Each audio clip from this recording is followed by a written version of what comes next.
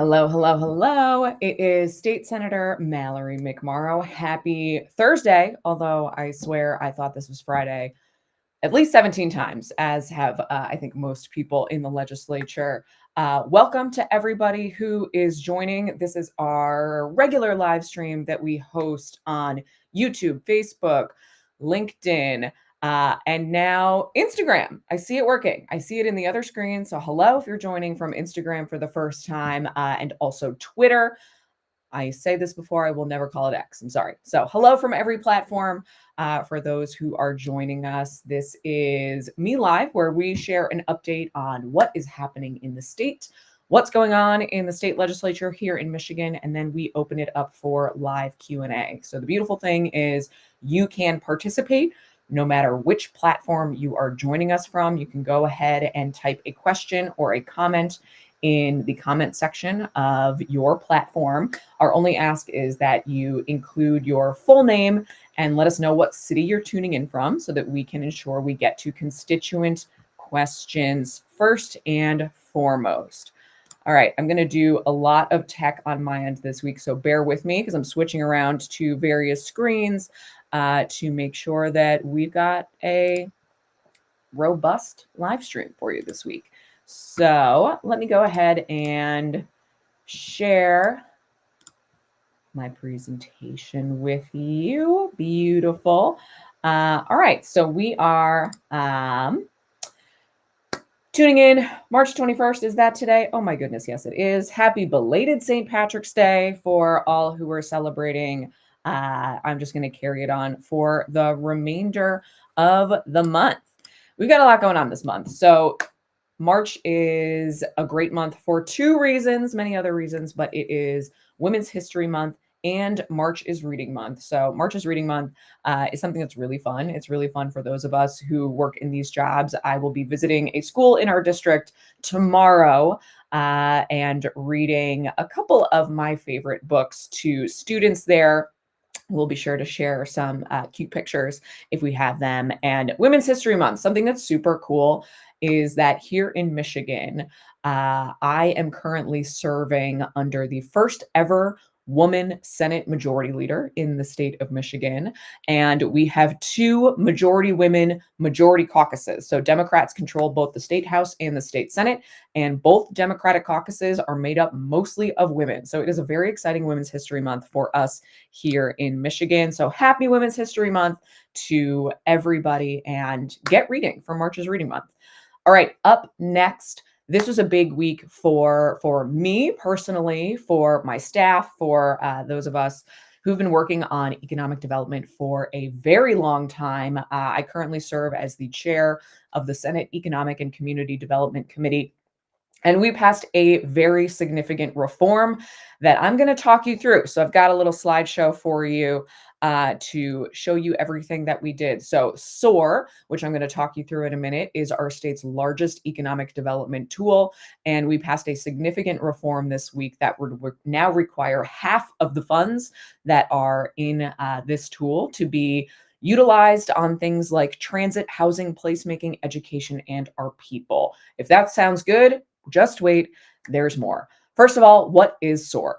Created in 2021, the Strategic Outreach and Attraction Reserve is a fund within the legislature that consists of two sub-funds. The Michigan Strategic Site Readiness Fund. This is funds for what we call site prep. So if you imagine you are creating, whether it's a new office or a manufacturing facility, that site is going to need to be prepped. That might be utility work, water lines, building the site itself. So that is funding for site readiness. Oftentimes when companies are looking to either move or expand within a state, they want a site that is what they call shovel ready, that they can come in and get to work right away. So that requires a lot of prep to make these things ready to go. The other fund under SOAR currently is what's called the Critical Industry Program. And this is effectively cash incentives, or what economic developers call a closing fund.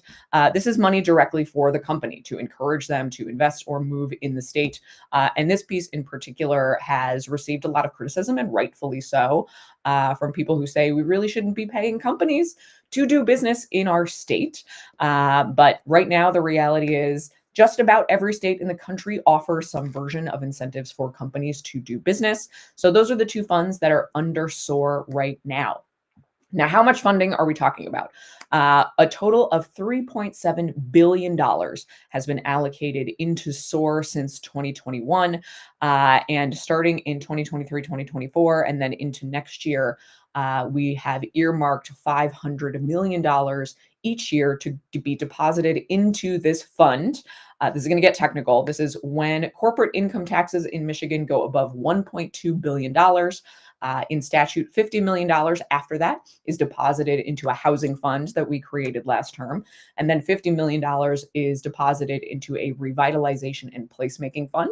And then up to $500 million goes into SOAR after that. Since this tool was created, you can see here, if you can see the teeny tiny screen on your screen, the projects that have been funded via SOAR include Goshen Battery Plant in Mecosta County, Ford's battery plant in Marshall, Arnex Energy's battery facility in Wayne County, GM's EV expansion and Ultium Cells battery manufacturing facility, as well as Muskegon County wastewater and disposal and another Ford capital investment. So a lot of incentives, particularly in large scale manufacturing and battery plants.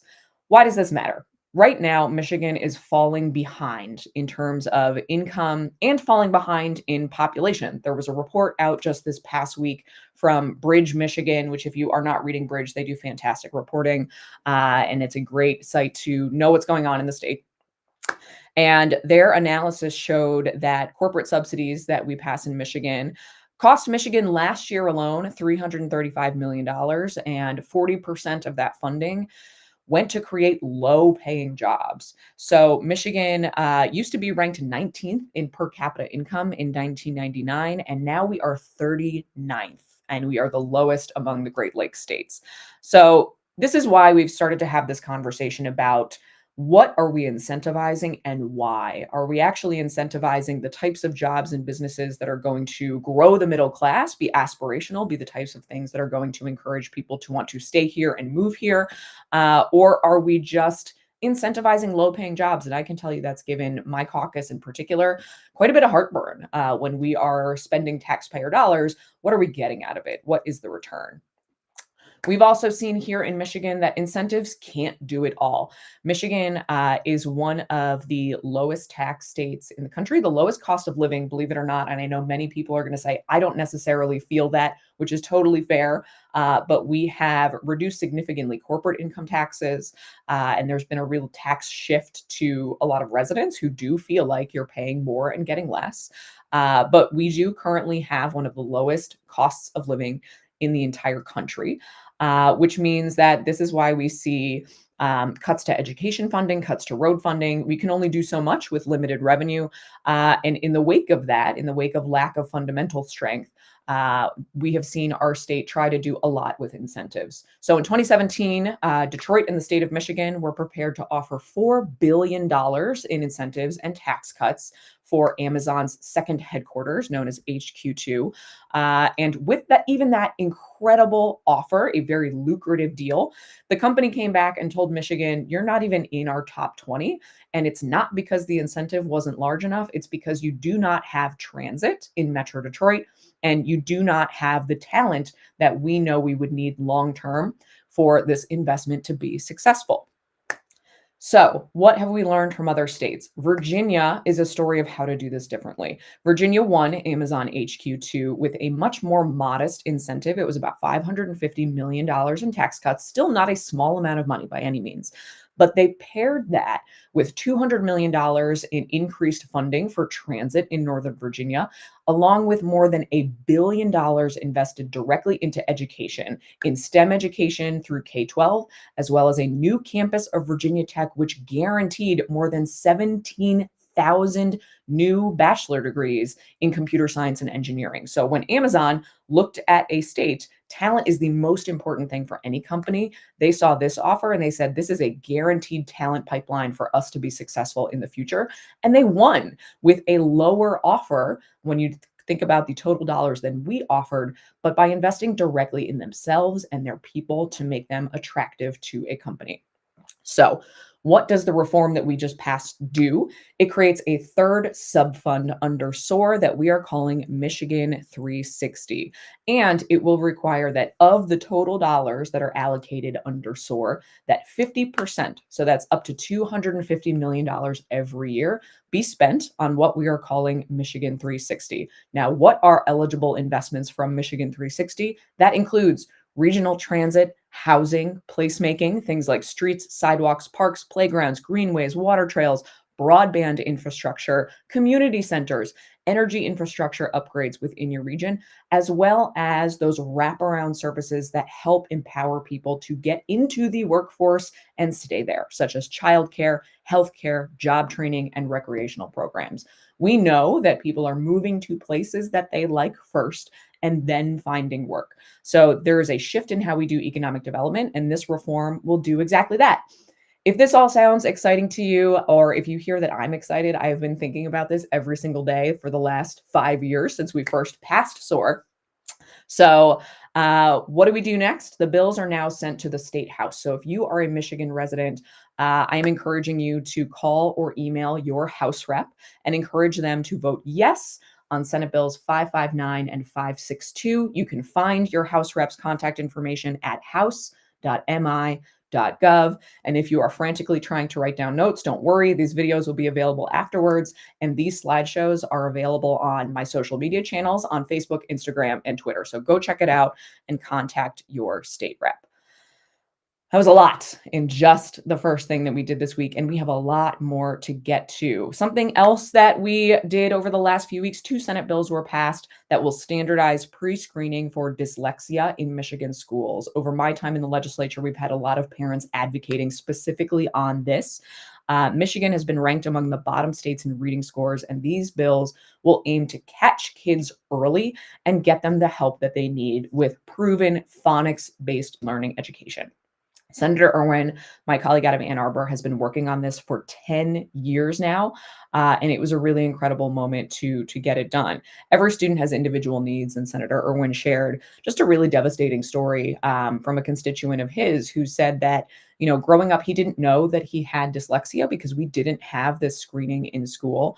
And as a result, he acted out. And he said, and I quote, "It was much easier to be a bad kid than to be a dumb kid." And we're leaving so many kids behind. So this is a really proud moment for us to get this done.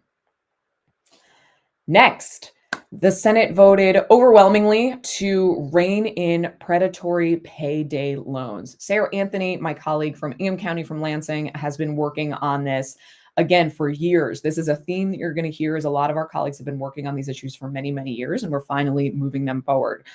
This is a package of bills that I co-sponsored to cap interest rates on payday loans at 36%. And if you are thinking, Mallory, that is a really high percentage, you're not wrong. But right now there is no cap on what payday lenders are allowed to charge as the interest rate. And right now there are interest rates up to 370%. Just think about that for a minute. You take out $100, $200, $600 for an emergency, and you are suddenly paying 370% interest. This is trapping people in a cycle of debt that they cannot get out of. In Michigan, nearly 3/4 of payday borrowers fall into this cycle of debt, immediately taking out new loans after the previous ones just to pay for the first one. So imagine how hard that is to get out of that cycle. A majority of payday lenders' profits stem from borrowers caught in this cycle. So they're depending on people getting caught in this cycle of debt of at least 10 loans per year that are financially and emotionally devastating to Michiganders. So this is a really proud moment and puts us in line with more than a dozen other states. We had testimony from some of the payday lenders in committee that said if this goes through, they're going to leave the state. And oftentimes, these are the financial institutions of last resort for people who may be unbanked or underbanked or are really just in an emergency situation and need cash fast. But what we've seen in other states that have pushed this legislation through is that threat has not come to fruition. So more to come on that. Asbestos transparency and accountability legislation. This package of bills changes the way that we protect Michiganders from exposure to asbestos. Residents and asbestos abatement workers from the health hazards that can occur when asbestos removal is handled properly. Contractors bidding on public projects must disclose all environmental violations at the state or the federal level that have occurred within the last 5 years. Public agencies may withhold payment until the contractors prove that they have taken remedial steps if a violation occurs. This also strengthens the ability of our State Department, EGLE, to collect notification fees and fund asbestos abatement inspections and to file an inspection report on a regular basis with increased asbestos regulator staffing levels. The legislation will also address the lack of resources to conduct proper inspections. This is often what happens is, we set up these guidelines, but there aren't enough people to actually carry through the inspections. And you've got bad actor contractors who aren't operating in safe manners, and people are being exposed to dangerous asbestos. Next up, we addressed financial penalties in auto insurance. So, in the state of Michigan, if you had a lapse in auto insurance coverage, oftentimes people were hit with pretty steep penalties and pretty steep rate increases. Now, there are a lot of reasons that you might have a lapse in coverage. We have heard stories of people who have moved out of state to take an internship, go to school, get a job, and come back. Maybe not long enough where they became a resident of another state. They were still a resident of the state of Michigan, gone temporarily, but if you're not driving in Michigan, you may not need to have auto insurance, and people have been penalized for that. There are also people who become incarcerated, and when they return after they serve their time, they are penalized financially for doing what the law requires them to do. So this addresses that to make sure that if you have a lapse in insurance coverage due to not an intentional factor, not that you're just not paying your insurance coverage, but a real reason that you did not need auto insurance coverage, that you will no longer be hit with fines and penalties. It is also Sunshine Week. Michigan, you may or may not know, currently ranks second to last in the state in terms of government ethics and transparency. That is not a ranking that we like very much, and we want to work to improve that. So the Republicans have been in charge of the Senate for the past 40 years. This is our second year, actually, of a Democratic majority in the Senate. And the Senate has traditionally been the chamber that has blocked efforts to subject the legislature and the governor's office to FOIA, the Freedom of Information Act. So the Senate is now changing course, and we are leading the charge. So I serve as the vice chair of the Senate Oversight Committee and voted to pass these bills to subject the legislature and the governor to FOIA out of committee, and hopefully they will move on to the floor and then over to the House, and we can finally right this wrong and no longer be second to last in the country. Another piece of legislation, decades in the making. Senator Santana has picked up the mantle to work on strengthening our hate crimes legislation. This has been 20 years in the making, and it expands our hate crimes laws to prohibit intimidation, harassment, and other threatening behavior of someone because of their race, religion, gender, national origin, sexual orientation, gender identity, or age, among other attributes and identities. The Department of Justice showed that there were 422 federal hate crimes in Michigan in 2022. The majority were specifically against people of color, and over 65 were motivated by biases around race, ethnicity, and ancestry. So we have a lot of work to do, but this is a huge step in the right direction, and a huge credit to Senator Santana and others for continuing to work on this and to move it forward.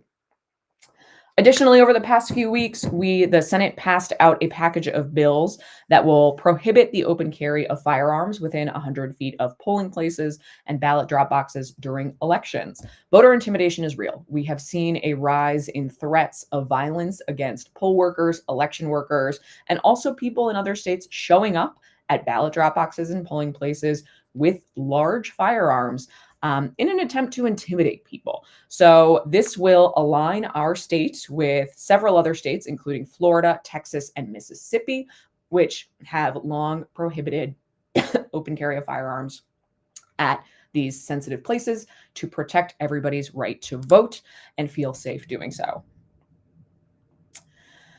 We also heard the Senate Fiscal Agency presenting on Governor Whitmer's executive budget recommendations. So you have heard me talk about this in previous weeks. If you have joined our live streams, unless you're on Instagram, then you're new this week. So we'll catch you up.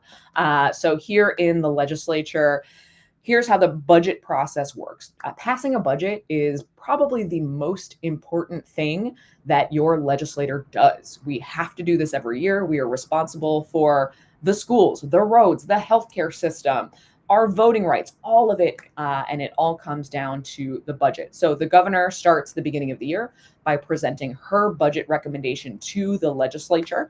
And that really lays out her vision of if she were to create a budget from scratch, what would it look like? This gives you a sense of the governor's priorities. And then that kicks off the legislature taking in the process into the legislature. The legislature is responsible for crafting the budget. So we start to respond.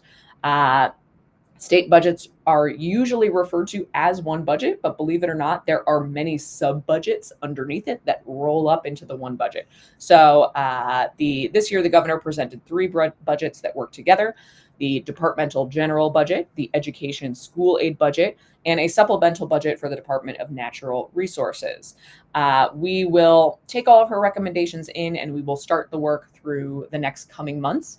And hopefully have a budget passed by July 1st. But if you're interested in this, you can watch all of these presentations at the Senate Fiscal website.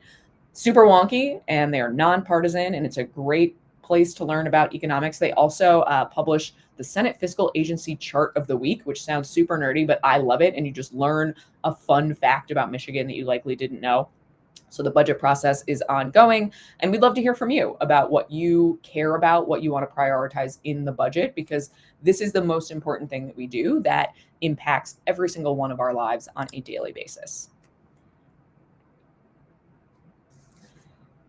And in my committee, we kicked off my committee, the Senate Economic and Community Development Committee, and started to hear a number of bills, but we also started to get into presentations. And we will pull some clips and start to share these out with you, because there's some fascinating things that we hear in committee that, unless you are one of the maybe 7 people who watch committee hearings outside of Senate staff, that you may miss. So we had a presentation from Hillary Doe, who is the state's chief growth officer for the state of Michigan, who is tasked with understanding Michigan's population situation and how we can grow the state. So Michigan is currently ranked 49th out of 50th when it comes to population growth. Declines are proven to threaten business attraction, erode local tax bases. And when you think about it, we have a lot of people in Michigan who are heading into retirement age.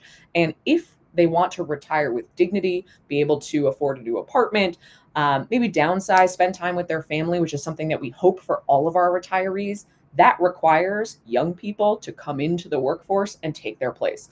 And what's happening right now is Michigan has an inverted pyramid where there aren't enough young people staying in Michigan. There aren't enough young people moving to Michigan. So this is creating a threatening situation for our retirees who may be forced to stay into the workforce longer, who may not be able to afford what they want in retirement because we don't have enough people, young people, coming into the workforce to take their place. So there's a lot that we can talk about. This is a whole live stream on its own and then some.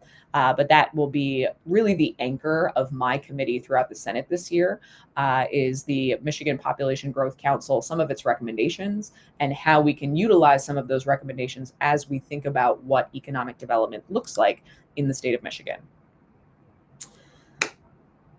I hope you voted. We just had Michigan's presidential primary on February 27th. This was the first election with our new expanded voting laws. So we had 9 days of early voting, guaranteed no reason absentee voting, paid postage for absentee voting, as well as voting on election day. So however you voted, thank you for voting. Something that I am super proud of, not only as a member of the elections committee who helped implement all of these new voting laws.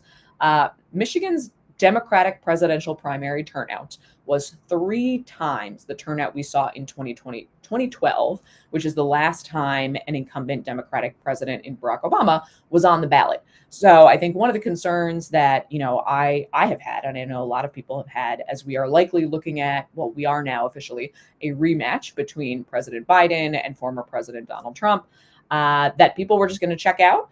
And that's not what we saw in Michigan. So thank you, everybody who voted. Thank you, as always, to our poll workers, our election workers, our volunteers, everybody who made this election run smoothly and show that we can do early voting in a really strong and secure way. So that was really exciting. We also had something that you may not know that you are able to do, which is super fun, is you can come visit us in Lansing. We had Oak Ridge Elementary fourth graders join us in Lansing. You can see me here with all of the students on the Senate floor. I love when people come to visit. If you do come to visit, if you are a class, if you are a knitting club, if you are a running club, whatever group you are, you just want to come and visit us. If you're a constituent, please email us and let us know when you're coming. We are in session throughout the year on Tuesdays, Wednesdays, and Thursdays is when I am working in Lansing. Mondays and Fridays, I work in the district. But please let us know. We would love to see you. And it's very exclusive. If you come when I'm there, I can take you onto the Senate floor. That is something you can only do with a senator. And this was so fun. The kids had so many great questions.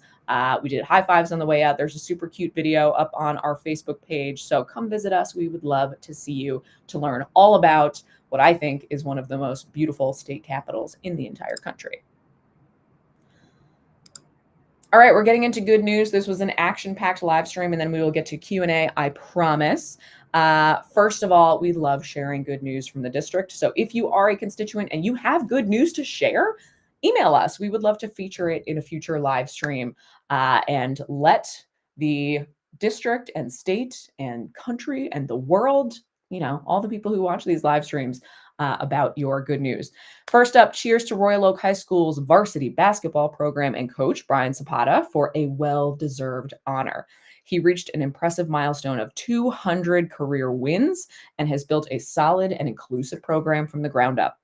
Coach Zapata was recently named Basketball Coaches Association of Michigan and Detroit Pistons Coach of the Week. And recently, the Ravens won their first ever regional victory. Congrats to Coach Zapata and the girls basketball team on all of your success. Next up, I love this.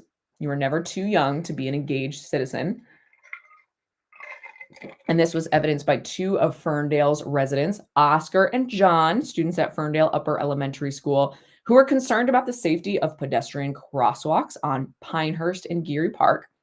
These kids observed driving habits, they collected data, drafted their own presentation, and delivered it to the city manager, police chief, DPW director, and the Parks and Recreation director.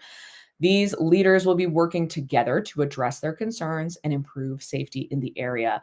Ferndale is very lucky to have these two very engaged citizens, and they're going to improve safety at a crosswalk and a park for every resident of Ferndale. And this just goes to show every single one of us can make an impact. So anybody who complains about how horrible everything is, stop complaining. Do what these kids are doing. Head out to a crosswalk, check out a park, and decide to make your community a little bit better. And we will all be better for it.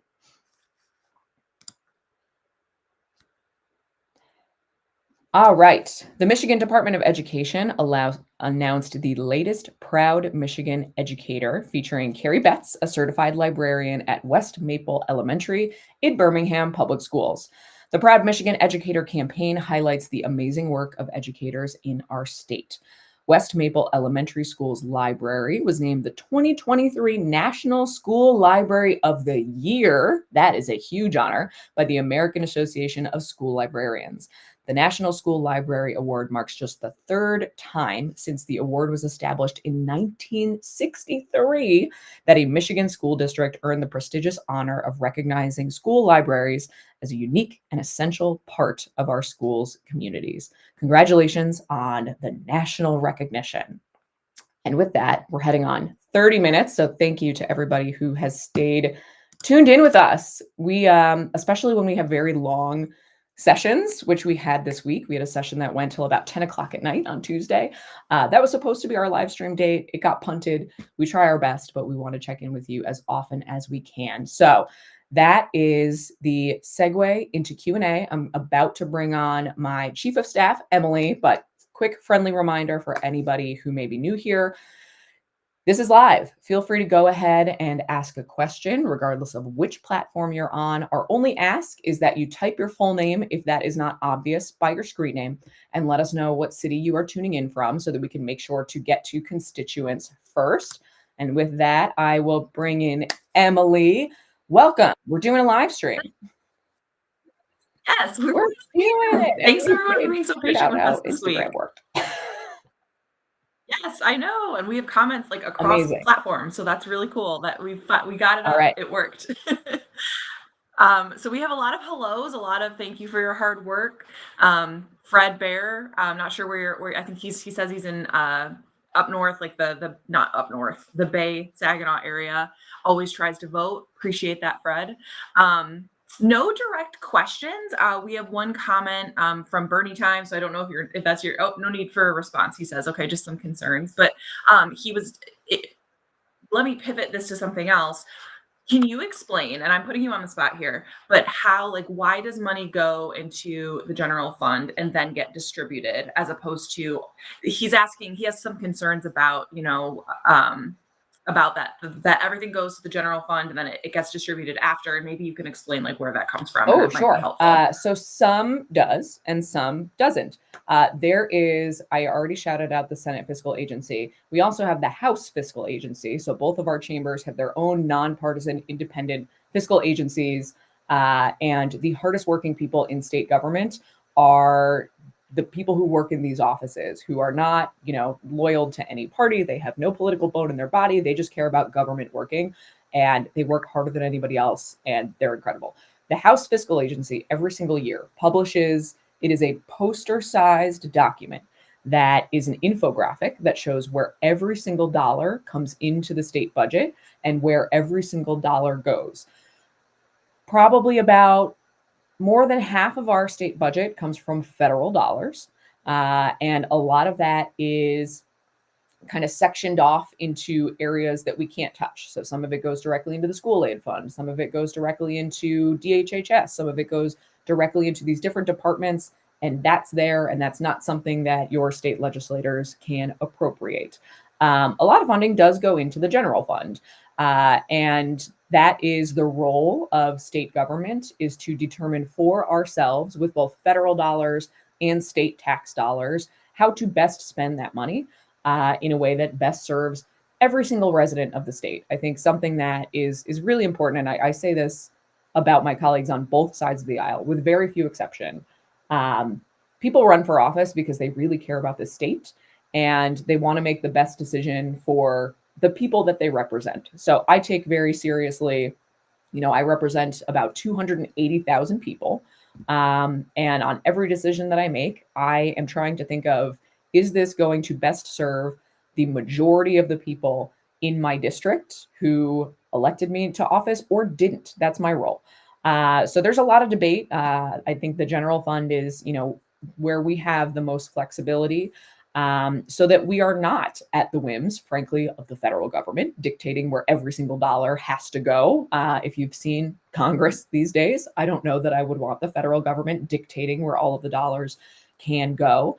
But that is sort of the transfer process with the budget, and we encourage you to reach out to your legislator, engage in things like this or in-person coffee hours, learn how the process works. But if that's something of interest, we've done this in previous years, but maybe we'll do a special budget edition for people who love that, to bring in somebody from Senate Fiscal to just walk through how the budget process works, where every dollar comes in and where it goes out. One of the best examples, people always say, what happened to the lottery money? The lottery money was supposed to go to schools. So why do we need all of these taxes to pay for the schools when the lottery money was supposed to pay for the schools? If you look at that chart, I'm trying to do hand motions here and explain it.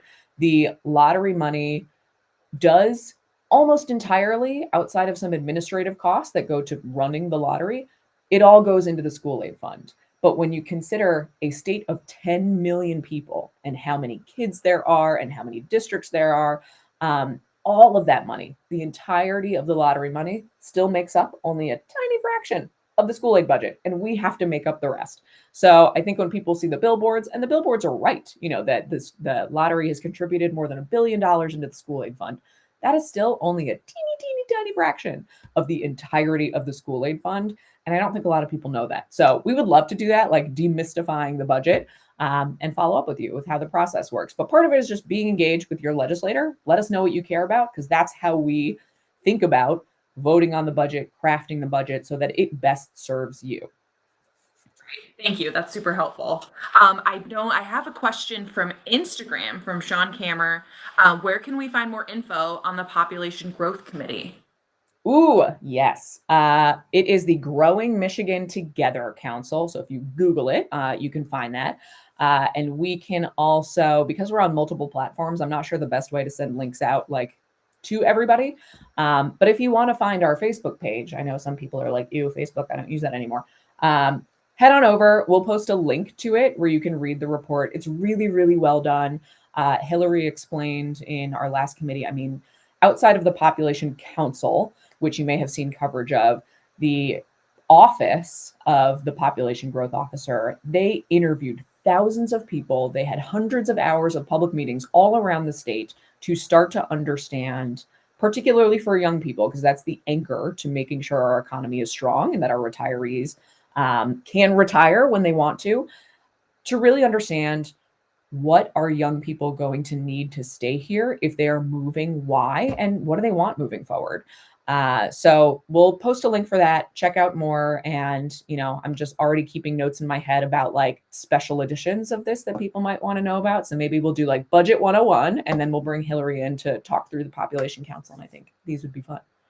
I love that. Those are going on my to-do list. That's great. Okay, I have a question from Ned Stabler off of its Hi, Twitter Ned. / X. Yes, we love Ned. But he wants to know, he's in the Ann Arbor area, would the changes in SOAR allow money to be used for transit? Hell yes. That was the point of this reform, and why I talk about Amazon HQ2 all the time is, one of my biggest frustrations when we think about a site is it's traditionally, for large scale manufacturing. We're thinking about these green fields and the infrastructure that's going to need to be implemented for utilizing that as a large manufacturing facility. But for Amazon HQ2, I wish we could have thought of Detroit and Metro Detroit as a site. That is going to be a second headquarters. These are 6-figure jobs. What did we need to make that site successful? And Amazon told us we needed regional transit, because they needed to know that if they had workers who were living in some of the suburbs, that they would be able to get to the office in Detroit. So short answer, hell yes. That is part of the goal, is can we utilize investments like public transit as economic development, because it is. Great, thank you. Last question I see right now, it's from Carlton from our district. He lives in Royal Oak, very cool. So he said, Michigan DNR is proposing to allow e-bikes on natural trails. My opinion is that this makes sense for class 1 e-bikes, but I don't see why this would include class 2 and 3 e-bikes, and certainly not for electric scooters that do not require pedaling. What are your thoughts on this? Thanks for bringing it up. So we've had a lot of e-bike discussion in Lansing recently. Most notably, John DeMoose is a Republican senator, colleague, and a friend of mine. I tons of respect for him. He represents Mackinac, and something that they have been dealing with the kind of advent of e-bikes in an island where there are no cars allowed, where the predominant mode of transportation is horses or walking. That e-bikes have become really dangerous. There have been a lot of accidents because to your question, some are kind of pedal assist e-bikes, but some are basically motorcycles. So my thoughts are we have to keep trails safe. We have to make sure that in the same way this has become an issue in Mackinac, people enjoy our trails and our outdoors for recreation. They do not want to get mowed down by a moped or a motorcycle while they are biking or walking. So I think that's going to be a conversation that we will either see legislatively, or that DNR, I could imagine, would put rules out around. But we're happy to dig into it and follow up. But thank you for raising it. I mean, I certainly know that when I go up to Sleeping Bear Dunes or go hiking, I don't want to get mowed down, which I feel like is something that would be likely to happen to me. Given my life.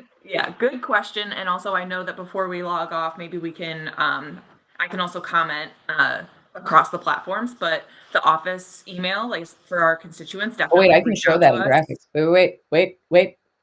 Ready? Ah, Ready? Watch this. yeah, Whoa! Look at that. Okay. yeah. So This Carlton, feel free to follow up. Yeah, go ahead. totally. Yeah. This is if you ever see anything on here that you want to learn more about or you want to follow up, please email us. We do our best to follow up. If I'm not your senator and it's a specific question related to your district, we will be happy to refer you or introduce you to your senator's office. But that's what we're here for. We love doing this.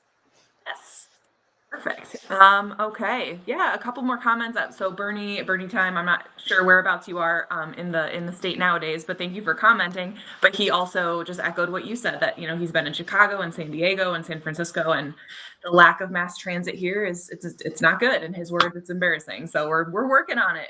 We're working on it. It's rough. My brother lives in San Francisco, and he came to visit a couple years ago, and I was driving him out to Lansing, and he was like, "Why don't you just take the commuter train?" And I was like, "We don't have one. It's not an option." And I know that, you know, this is the Motor City. This is the home of the auto industry, but especially younger people are saying very loudly they don't necessarily want to own a car. We've had a lot of conversations over the past few years about the cost of auto insurance, and giving people a real option, I believe, would pressure the auto insurance companies to compete on price. If you have a viable option to be able to get to work, to go out to dinner, to get around in a meaningful way, and we're not so dependent on everybody owning and maintaining and repairing and insuring a car, then I think we're going to see those prices come down, along with a lot of other reforms that we have to do on auto insurance. But that's a conversation for another time. Great. Well, it seems like that's about what we have for questions, though. Appreciate the comments of support and just appreciation for what you're doing, Mallory. And we also commented, at least on Facebook so far, the growingmichigan.org link, and we can share that around. It was I just did what you said. I Googled Growing Michigan Together and it popped right up. Found it. Well, That's all we cool. got. All right. Emily, I will let you go and we will close on up. All right, everybody. Thank you. Oh my gosh, almost 2,000 people tuning in. So this is huge. Thank you. I'm glad we got Instagram to work. You might be seeing it like really teeny tiny. I'm trying to figure out if we should go vertical. And if we do, is that going to mess with Facebook?